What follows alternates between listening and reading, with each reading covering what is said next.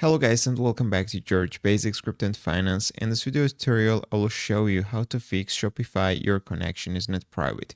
So I just logged into my Shopify store, and first of all we need to click this three dots in the top right corner and let's go to the browser settings.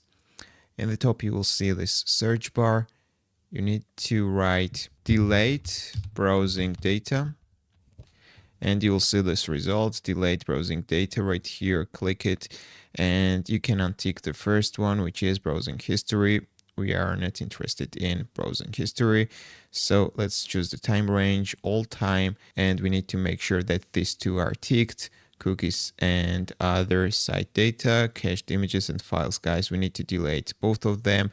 But before you will click the delete data button, make sure that you remember all of the passwords, guys, because you will be logged out from the websites. So just click delete data right here and your problem most likely will be fixed on Shopify. That's all. If this video was helpful for you, don't forget to click the like buttons and don't forget to subscribe.